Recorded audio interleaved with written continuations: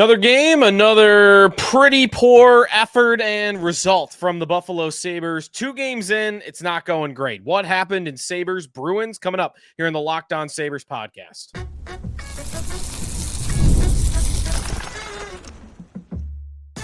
You're Locked On Sabres, your daily podcast on the Buffalo Sabres. Part of the Locked On Podcast Network, your team every day. What is up, everybody, and welcome in to this Sunday night into Monday morning edition of the Locked On Sabres podcast. And thanks for making us your first listen every day. We are free and available wherever you listen to your podcasts or wherever you watch your podcast. If you want to watch along on YouTube, you could do that there. Hit the like and subscribe button if you do. And if you want to become a part of our Locked On Sabres text club, hey, maybe you just want to be checking in and out of some of these games. You want to know what's going on. You could do that by going over to joinsubtext.com/LockedOnSabres. Today's episode presented by FanDuel. Download the FanDuel app right now by visiting FanDuel.com and win $300 in bonus bets if your first $5 bet wins. Sneaky Joe DiBiase here after game number 2 of the Sabres season. And vibes are not any better or higher than they were after game number 1, although at least we did have a single goal. Hallelujah. We got a goal. It took a long time. It was into their 6th period of the season. I did look up. We reached a point, we're midway through game number 2, and I just wondered, all right, let me just find out how long the longest a team has ever gone to start a regular season without scoring a goal. And I did find the answer. The 1930-31 Montreal Maroons were into their 4th game of the season, early in their 4th game, scoring their first goal almost 100 years ago. And that's the record in the NHL. So Sabres didn't break the record, but man, it looked like they might get close. But they got a goal. We'll talk about what we saw in the game. We'll take a brief look up ahead at the Colorado matchup that's coming up on Monday afternoon. Lindy Ruff's attitude about this team so far. But we'll start with my thoughts on the game overall, go through some of the moments of it and through some of the stats of it as well. The Sabres fall 3-1 in Boston, their first road game of the Buffalo Sabres regular season. And to quote Lindy Ruff, the start of the game was, this is Lindy's quote, the worst I've seen. Lindy Ruff has coached a lot of hockey games in the National Hockey League. He is, thousands of games in to his NHL career as a head coach. In fact, Lindy has coached the 3rd most games in NHL history at 1,858 games. And he, recency bias, he's in the moment. It's probably not the worst he's ever seen, but maybe it is. They're getting outshot 14-1 at the time of the Bruins' first goal in the first period. It is almost exactly the same to what it was in the home opener. So fans not happy to see the exact same thing play out in this game against a Bruins team that, yes, they are 3-0. They won their first 2 games. They beat Washington. They beat Chicago, and now they beat the Sabres. So you might be going, okay, any belief that the Bruins' decline was this bad is exaggerated. I still don't believe that it is. They got 3 games, 3 wins off to start the season, but I still believe that Bruins team is going to be one of the worst teams in hockey, or at least one of the worst teams in the Eastern Conference throughout the season. But so far, so good, I guess, on their front. The Sabres were outplayed in this game from beginning to end. And the overall arching sentiment that I have through both games, it's the same thing for me in both games. They do not look like a team that is going to be able to score all season without the dirty goals. And that's how they got a goal in this game. It's not the dirtiest of goals. It's not a puck that ricochets off 3 different people in front of the net.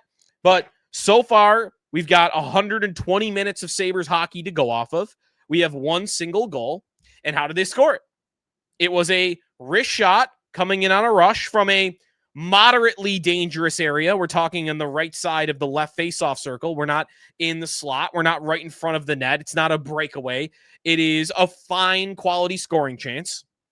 And the Zucker shot takes a deflection off of a Bruins defender's stick. And that's how it gets past Jeremy Swayman. So far, a Sabre has not beaten a goaltender cleanly straight up. And I think that's going to become a big, big problem if they don't turn that around. It'll be a big problem all season long. Sabres are missing guys, I know. As you go through this game, it wasn't just about their inability to score. They didn't generate a lot of chances in the first place. Shots in this game, 31 for the Boston Bruins, 22 for the Buffalo Sabres. Shot attempts, 66 to 57 in favor of Boston, 13 to 6, the scoring chances in favor of the Bruins. Really, you break down any of these metrics, and the Bruins are going to be coming out on top. The biggest of which in this game, one of the biggest disparities you'll see in a game, expected goals in this game, 4.9 for the Bruins, 1.8 for the Buffalo Sabres. 0 for 4 on the power play. Now, that was true of both teams. The thing I want to point out, though, about the power plays, both teams went 0 for 4. It was night and day difference between Boston and Buffalo. The Bruins peppered the Sabres. They made Alex Lyon stand on his head repeatedly, especially, of course, as we're talking when they were on the man advantage. When on the man advantage, on those 4 power plays for each team, the Bruins scoring chances, 9, the Sabres, 1. How embarrassingly pathetic is it to have 8 full minutes of power play and to come away with 1 scoring chance? The Sabres right now look like they're going to be one of the worst offensive teams in the league this season. In the final minute of play, down 1 before the Bruins added the empty netter, because here you are again where, you know what? Your defenses kind of kept you in it. While the effort might have been poor, I think this is what the Sabres maybe built their offseason around, and this is why I think it might have been overrated, or I thought for a lot of the offseason it was overrated, is sure, you're a better team at playing in your own end. I think this was another game where that was true. I think the Sabres were blocking shots. I think they did a moderately good job of keeping the Bruins out of the best quality scoring chances. But sure, you were better at playing in your own end. You were in your own end all night. They couldn't get out of their own end. So I don't care how good you are in your own end. If you spend the whole night there, you're not going to win hockey games. I don't care if you're the best team in your own end in the National Hockey League. If you're there for 40 minutes, you're going to lose. And this is kind of how that game felt to me. The Bruins spent all night in front of Alex Lyon. And Alex Lyon played well. He played well.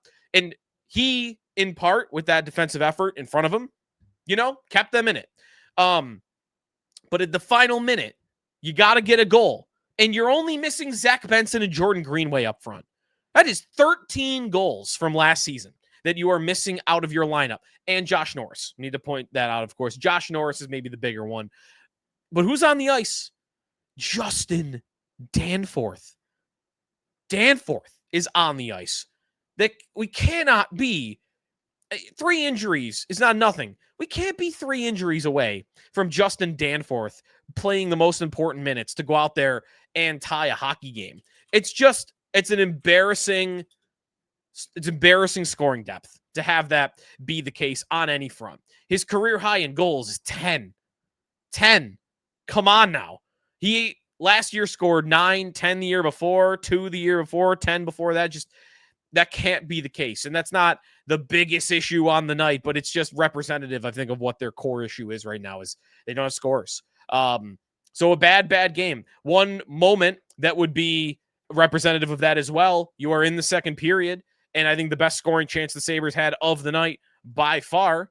You've got a glorious opportunity where Peyton Krebs has the puck, and he is right in front of the goal line on the right side, and he cannot get it past Jeremy Swayman all day. It was an amazing pass, actually, by Ryan McLeod. It was during a delayed penalty. It was 6 on 5, with 14 minutes to go in the second period. You're getting pumped. You're getting peppered with shots. You're down 19-7 in the shot total. You've not played well, but it's still a 1-goal game. And Krebs floats down below the faceoff circle, McLeod with an excellent pass finds him, and you could freeze frame it at the 14:25 second mark. Swayman is not in position at all. Krebs legitimately has 99.9% of the net to shoot at, but it takes him half a second to corral it. So no one-timer. But even after he corrals it, Swayman has gotten over, but he's only covering the lower third of the net. All you got to do is have the ability to finish a goal like this and roof it. And Peyton Krebs gets robbed by Jeremy Swayman. He doesn't get the puck high enough, and it doesn't go in. Why? Why does that not happen? Krebs is playing right now meaningful minutes, is being asked to score goals, and we have 4 seasons of sample that tell you he's not going to score that goal very often. These are all problems. You've got guys being asked to play roles that they're not capable of playing. And part of that is their offseason plan, not bringing in any goal scoring. And you have to criticize them for putting so many eggs in the Josh Norris basket, and to know that he is totally injury prone, and that if he gets injured, this is where you're going to end up.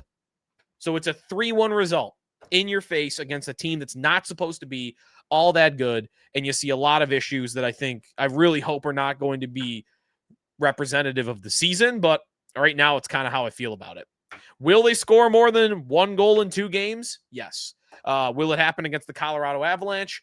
I'm not that confident, but it's possible. So the Sabres at the end of the night, a bad effort. If I were to get to anything on a positive front from this game, I think the Timmins and Samuelsson pairing continues to look good. Timmins did a pretty good job on a one-on-one with David Pastrnak in the first period. Pastrnak was able to kind of shield him off and get a backhand chance, but I think you could have done a lot worse than that. Pastrnak could have abused a different defenseman. I think Timmins held his own. That was a nice play by him. Samuelsson, of course, makes the goal for Jason Zucker. He forces a turnover at center ice. He gives it to Zucker, and then he charges to the net, which took one of the Bruins defensemen with him, and that goal is able to happen in part because of Samuelsson. So I like those two right now. That's my favorite part of the team. Other than that would be number 2. Alex Lyon looks great. Another great performance from Alex Lyon. 4.9 expected goals for by the Bruins in this game, and Lyon allowed 2. So he was great. Phenomenal. I mean, the glove save he makes where the puck kind of got bounced around and it comes out to a Bruin on his left and he flashes the glove. I mean, that was on SportsCenter top 10, and it should have been. It's the best save through the 2 games that we've seen by either team, and I think it could be the best save of the season for the Sabres. So your best news is your goalie looks good.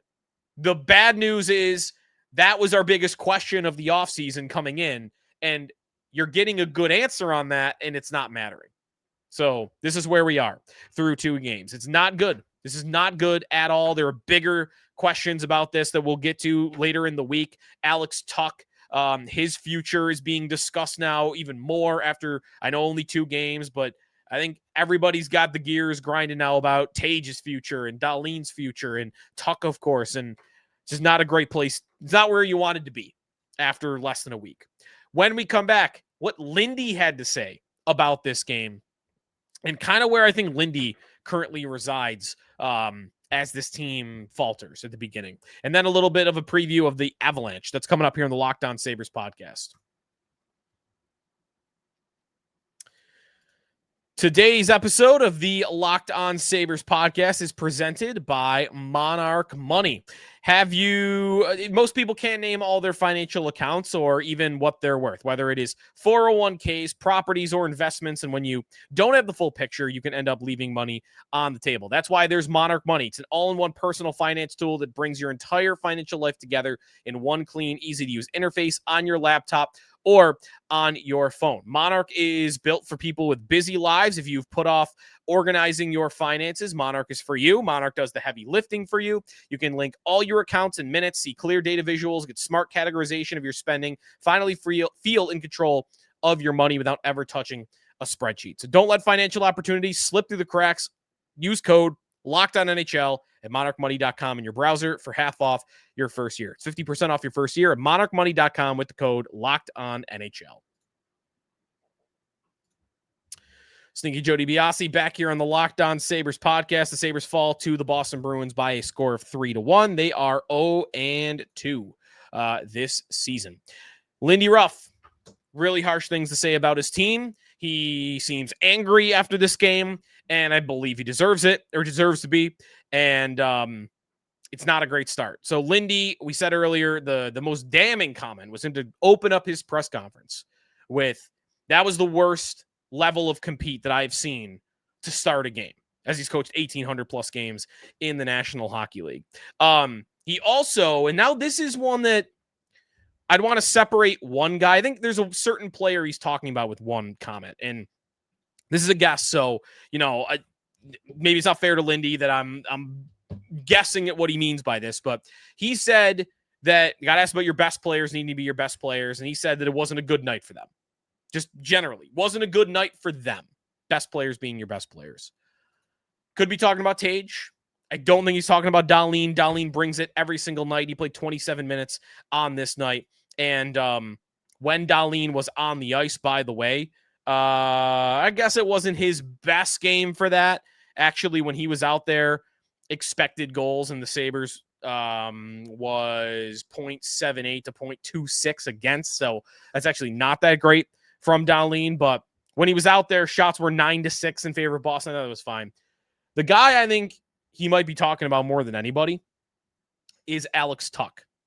Just a guess, because I think Alex Tuch, of your best players, has been their worst player through 2 games. Dahlin was great in game 1. I guess it wasn't as great in game 2, but still fine. Tage, I don't know. Like, he's taking his shots, but they're kind of coming from poor angles. But I don't really want to blame him for that, because he's not real. He's playing with Krebs in game number 1, right? And then in game number 2, everything's being jumbled around, and he's missing Josh Norris now. Like, Tage is not playing with Tuch and Skinner like he was a couple of years ago. But either way, like, he's taking his shots when he could get him. Like, I don't really want to blast him yet. I think he's doing all he can. Tuch is the one. Alex Tuch, no impact through 2 games. No quality scoring chances. Obviously hasn't produced any offense. He's been one of the problems, I think, on the power play so far through a couple of games. And the numbers are pretty downright horrific when he's out there so far through a couple of games. So I wonder if he's talking about Tuch. And what's interesting about that is, I mean, where are we with Tuch? No extension coming into the regular season. And teams have been circling around like vultures for him for over a year now. There are all the reports that Tampa wanted him, that there would be a bunch of teams that would really want him and his services. Where are we with Tuch?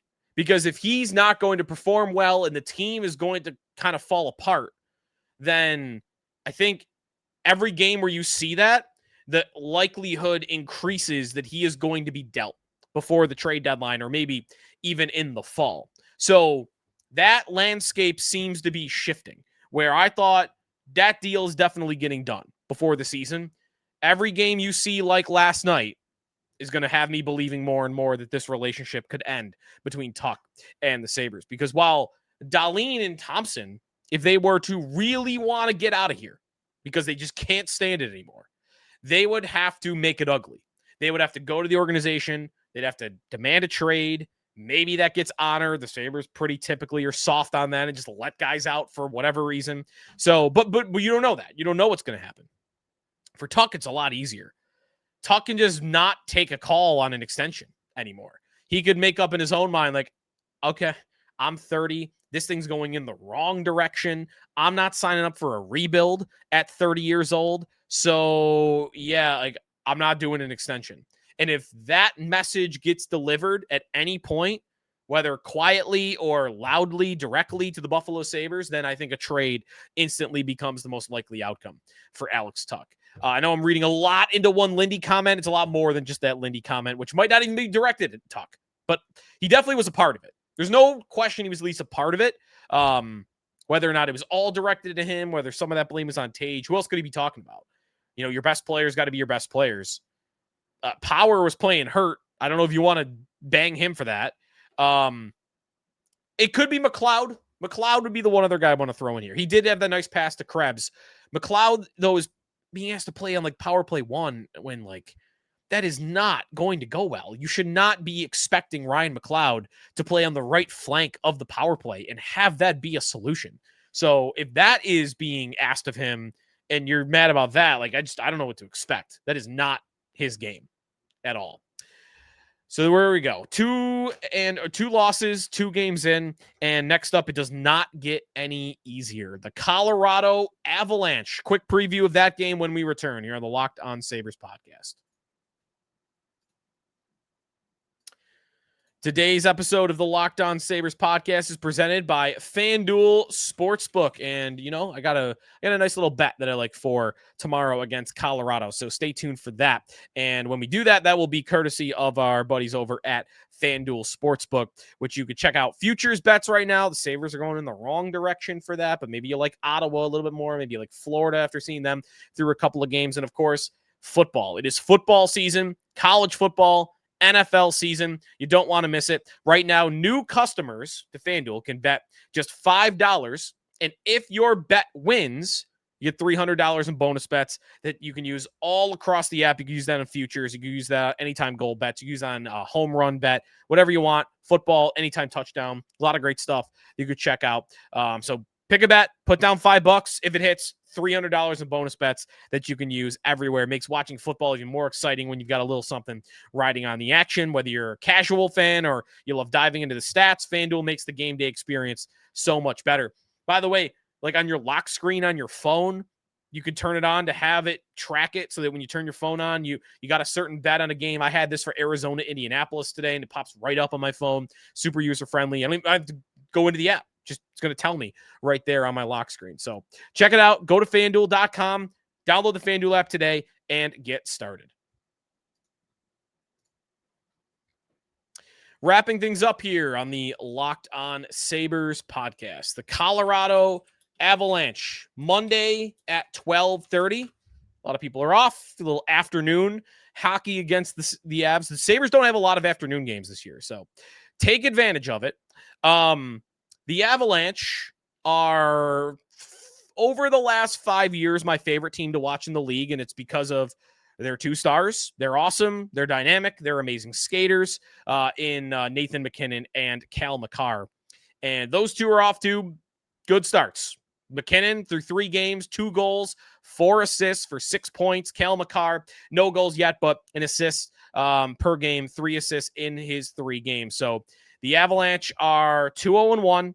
They so far did just lose in a shootout to Dallas. And this is the first of a little mini road trip where they'll go to Columbus as well. But they opened up with wins against LA, wins against the Utah Hockey Club, and then that overtime loss, shootout loss I mentioned to the Dallas Stars. So this Avalanche team, it's not exactly the same, of course, as some of these recent teams you've seen. I mean, remember last year, the Sabres blow a 4-goal lead to the Colorado Avalanche. Remember, that's the beginning of the losing streak. Dahlin gets hurt. He leaves. The Avs come back. Sabres don't win again for like a month. That team had Mikko Rantanen on it. This team does not. However, they've done a pretty good job at replacing that production. Not fully, because Rantanen's one of the best goal scorers in the league. But Martin Necas on the top line, I mean, that's a very good replacement. It's about as good as you can get. And he's off to a roaring start for them.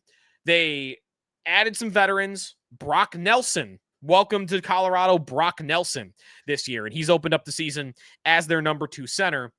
Also, guy that wouldn't have been available last year that now is, Gabriel Landeskog, finally returning to the picture after a long injury history and recovery that took years. He finally gets back into the rotation, and so far through a couple of games, you're not seeing big minutes by Gabriel Landeskog. I mean, I think that middle 6 is going to be pretty well balanced. So far, 14 minutes a night for Landeskog. Doesn't have a point through those 3 games. Haven't seen shift to shift for him, so I'd be curious to see what he looks like tomorrow, what level of form he's in. He's 33 years old. But again, he hasn't played regular hockey since his 20s. I mean, 21, 22. was his last game action before this season, not including the playoffs where he got a couple of games in last year and actually looked pretty good. So Landeskog back in the fold. So keep an eye on him for this game. Revenge game for Victor Olofsson, who was playing on that third line for the Colorado Avalanche as well. In goal, Scott Wedgwood. Believe that's the guy we're going to see tomorrow night as they deal with some injuries. So Wedgwood is, I think, who was expected, but we'll see about that. On we won't get a morning skate, but I guess we'll see when they show up in the coaches talk for Monday. In terms of best bets for Monday's game. So far, I chose not to pick a best bet for the Bruins game. I did not like anything, and sometimes you got to do that to be a good better. Like, you look around at a game, I don't need anything here. There's nothing that really, that I love. Let me pass on it. So I'm 1-0-1 for my best bets record on the season, and my goal was to beat the Sabres record, and so far that's happening. Who are they're of course 0-2. So tomorrow night's game. Let's take tomorrow afternoon's game. Let's take a look at it. Sabres are home. They're underdogs, no surprising, at plus 136. The Avalanche at minus 164. The over-under is at 6.5. And I think this is going to be a trend for me as long as that number holds there. Whenever you see a 6.5 and it's minus 110 for the under, I'm taking that for the Buffalo Sabres. It isn't even really about their opponent. Sure, the Avalanche could score 7 on their own, but I'm not buying the Sabres are going to score 3 goals in a game until I see it or until they get fully healthy up front. And that's not going to be a while because of Josh Norris out indefinitely. So if the Sabres can't score more than 3, then the Avalanche got to score 5 or more to get to that number. And 4-2, and I still win the under bet, I'm taking the under 6.5. So it's the same bet that I had on opening night. It was down to 5.5 for game number 2. It's back to 6.5 here. I'm going to go with the under. There's nobody in terms of an anytime goal guy. Tage at 155. I don't like it. I don't like the way Tuch's been playing, so I'm not taking him. I guess my favorite, if I had to pick one, would probably be Peyton Krebs at plus 725 because he's way, way down the odds and he's getting some of these opportunities. And I don't think he's very good at scoring these goals and these opportunities, but he's getting them. Like he could see top 6 minutes. He could see power play time. He's an injury away from being like the first line center. So Krebs at plus 725 if I had to pick a guy for any time goal, but I'm going to stick with the under 6.5 in this one. And I would fully expect Alex Lyon back between the pipes. You don't get it back-to-back. Don't need to see Colton Ellis just yet. Keep rolling with Lyon. He's the only thing keeping them, one of the only things keeping them in these games. I would go right back to him against the Avs tomorrow. Enjoy the game. We'll talk after it is over. It's a rare day where the Sabres and Bills play on the same day. So watch your hockey during the afternoon, get your football at night. So check out Locked On Bills with Joe Marino, of course, because tomorrow is going to be a busy one. We'll talk to you after Sabres and Avs. If you want to check out all that's going on around the NHL, you can check out Locked On NHL Game Night. That's available wherever you listen to your podcast and on YouTube as well. So tomorrow afternoon, Sabres and Avs. Go for the under 6.5. See. That'll do it for us. If you're on the Sabres podcast. Subtext.com/LockedOnSabres. We'll talk to you tomorrow night here on the Locked On Sabres podcast, part of the Locked On Podcast Network. Your team every day.